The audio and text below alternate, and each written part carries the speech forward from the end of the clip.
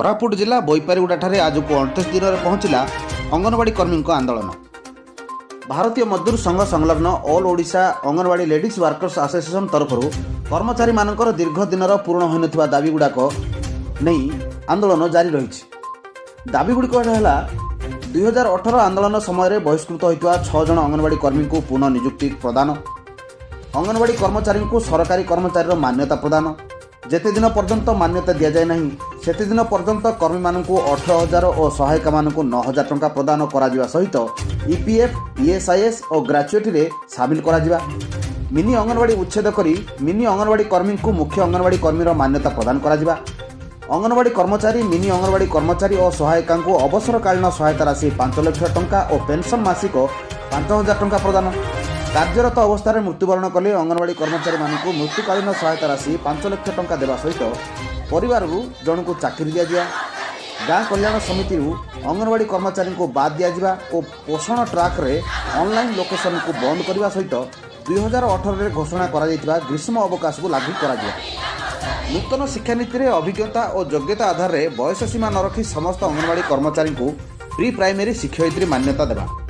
50% अंगनवाड़ी कर्मी को पदोन्नति दि जाउथबा बेले आउ 50% स्नातक और तदुर्ध अंगनवाड़ी कर्मी मानकु सुपरवाइजर पदवी में पदोन्नति दिया नहीं अंगनवाड़ी कर्मी माने धारणा बसिଛନ୍ତି।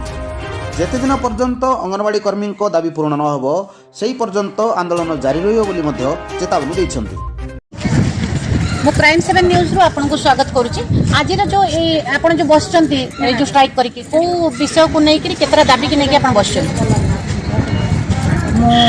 आमे बोईपारीगुड़ार all Odisha anganwadi ladies worker association तरफ आम आज गत मासर 21/11/2022 ठार आम धारणा बसीचु।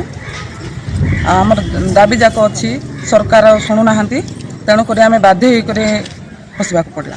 आपन केतरा दाबी के नै करी बसचंती एठी 8टी दाबी नै करी आम बसीचु।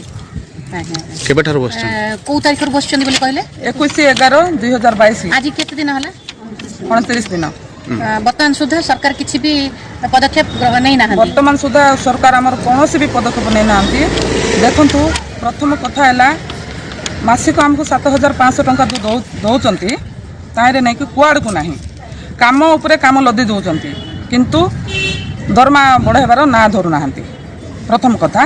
द्वितीय कथा है जो गरम रंधा खाद्य जो दौरान पिला पिछा अंडा दर दौरान 5 टंका आउ जाड़ेनी दौरान 30 पैसा 5 टंका 30 पैसा।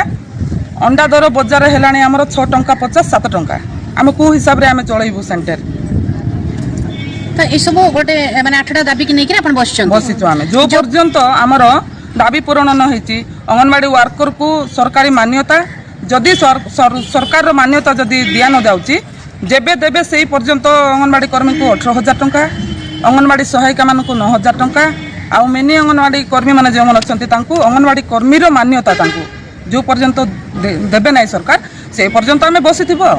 आपण माने देखा पाउथले जे हमर अंगनवाड़ी कर्मी भौणी माने केमती बसचंती सेमानकर दिन सारा काम छाड़ी के आसिकी सकाळु बसचंती राति पर्यंत आउ सेमान धारणा रे बसचंती। आज 29 दिन हलानी सेमान बसचंती।